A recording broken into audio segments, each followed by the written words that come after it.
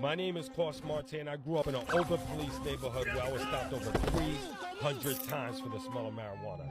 I did my prison time for running an illegal delivery service, but I came home with a mission to hire formerly incarcerated individuals to work with us.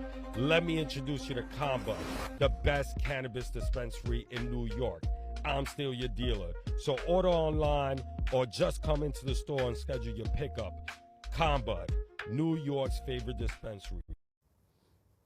Welcome everyone, and this is Professor Coffie, and we are the CONBUD on the CONBUD. Listen, I am super excited to have an individual who has not only been an advocate, who's not only when we call the man, the myth, the legend, everything that you've heard is true, Coss Marte. No, thank you for having me. I appreciate you, Doctor, man. Man, thank you, thank you. I was looking at the introduction and, you know, everything that you were saying, we were laughing with the studio audience with this idea of I'm still your dealer, and I was all, and everyone knows I'm a big Jay-Z fan when they say, but we legal, man. Yeah. And I just to couch that, you were released. You created CONBUD. You transitioned into CONBUD. You have become one of the most vocal individuals on behalf of individuals who have been impacted by the criminal legal system. What has that journey been like for you from there to here?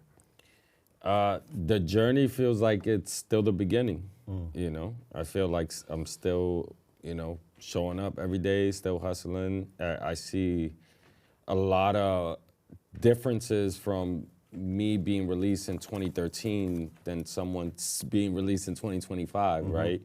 Like, after the law was amended that parolee and probationees could work in dispensaries, right? Now that's unfathomable, right?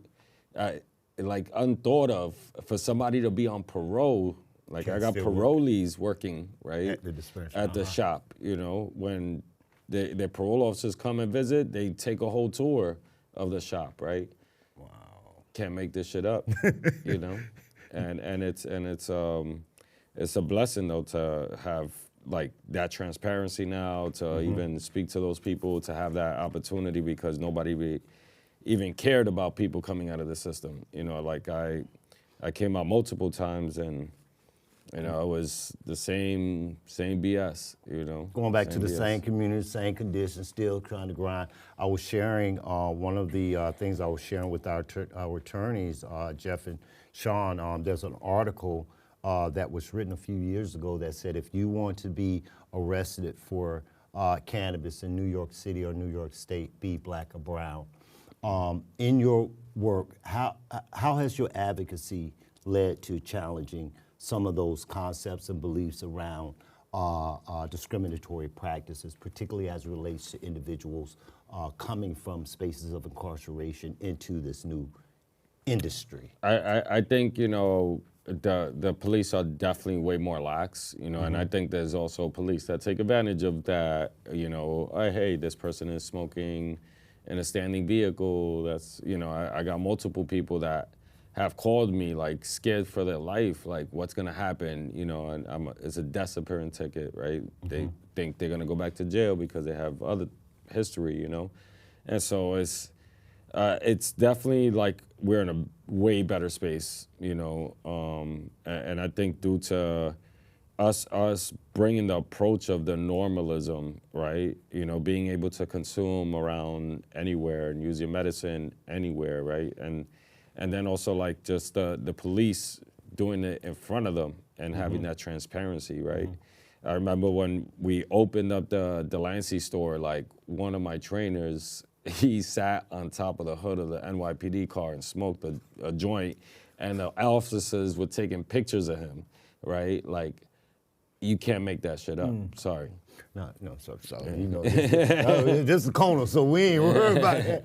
One of the things I do want to ask, and I think that for a lot of viewers in our communities, particularly when we think about the MRTA, you receive your card license and you kind of, you know, move into this space. But what do you think about opportunities? And I think it was mentioned earlier that this industry in New York State will create between 60 and 70,000 jobs. And the idea that 95% of the people who were arrested for under cannabis prohibition and all that took place were individuals from the hood, bodega, in front of the bodega shops. You know, the boys who had their little dime bag of weed, so we saw those practices within the community. How do you position yourself as an industry leader, as a dispensary owner, to provide a pathway for those individuals to be able to find employment, find support, find mentorship through you and through your story and through the work that you're doing? I mean, it's hard, you know, but I try to refer people to anybody that I know, you know, like when people come into the store and they're like, are you hiring? No, but there's internship programs out there that are being paid that you could take advantage of, you know, go hit them up, you know. And so, or if we have some opportunity where we could, you know, employ that person, opportunity is there, right? But it's very difficult, right? Like there's 650,000 people that are being released from the whole country's prisons. And guess how many people are being released in New York State, right? 188,000. 188,000 every year in New York State, compared to 650,000 in the whole country. Wow. Right? And we talk about employing maybe 100,000 jobs. Yeah. You know, that's just one year's worth, a half a year's worth of inmates being released. Yeah, and to run the cannabis industry. Exactly, and part of the work that I did recently in 2016 when I was leading advocacy here in New York City, as well as state, is the ban the box legislation that made it illegal for employers to discriminate against individuals with criminal backgrounds coming from where we came from. And that was birthed out of my own lived experience after doing 19 years and then touching down and going into spaces. And they, you know, as much as this ideal of second chances, and we're a country of second chances, to come out and fill out an application, and you already know your application gonna come up missing as soon as you check that box. So I'm grateful for New York City and making those steps with that piece of legislation, but you still see, when we think about that population still coming home, outside of just the cannabis industry itself, and your advocacy supersedes a lot of that because you were more addressing a lot of the systemic practices of individuals coming home. What more do you think that we can do as a state in supporting individuals who are coming home, and particularly those who have been convicted by under drug charges like us? Yeah, I mean, I think there's a lot of things that need to be fixed within the system. One thing primarily for me, I think transitional services in the system need to be enhanced and need to be funded a little bit more. Like, I don't know, you remember when we were doing transitional services, they used to give us a sheet of paper and a number 2 pencil, right? And you had to draw like your resume, right? You think you was gonna go outside, like in today's 2025 world, with a number 2 pencil written resume to get a job?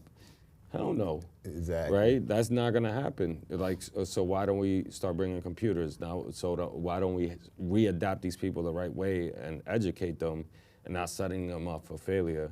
And I think cannabis is also another pathway, right? Like, why we have so many programs in the state that save people. I spoke to OCM about this, you know, a while back. Like, why don't we bring the program inside the system, right? Why don't we start teaching inside the system, and if they get the certificate, they get 6 months off their release, right? There's so many programs that already do that, you know. Why can't cannabis be one of them and have a real transitional service? They got a couple of pieces of legislation that I'm gonna be supporting in regards to that as well, is that for individuals who take these various programs, that time is knocked off, but not just the time, they're also getting a real training that preps them for that as they're being released.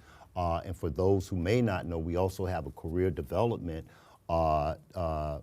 area that we help individuals tighten up their resumes, create resumes, led by Antonika James, who's one of my other partners from another agency who now works closely with us to ensure that support. I see my executive director. I already told her if they try to put us on the corner, we're going to start this and then we got to start talking about the wall and touching down, and now she's going to be trying to tell us how we got to cut it off and then all of that. But anyway, Coss, I want to thank you for coming on. You know, as always, this is going to be an open door. I know you're a busy man to come back. I want to continue this conversation with you in the future as we continue to talk about this work, we talk about this industry, and we talk about those individuals and communities that have been most harmed, and how do we continue to create change. My name is Professor Coffie, Coss Marte. This CONBUD. Check us on the next time where we're going to be touching down, talking a little bit more about this work here on the corner with we CONBUD. CONBUD, the boys with the new offices, and you know what Jay-Z said. Thank you for joining us.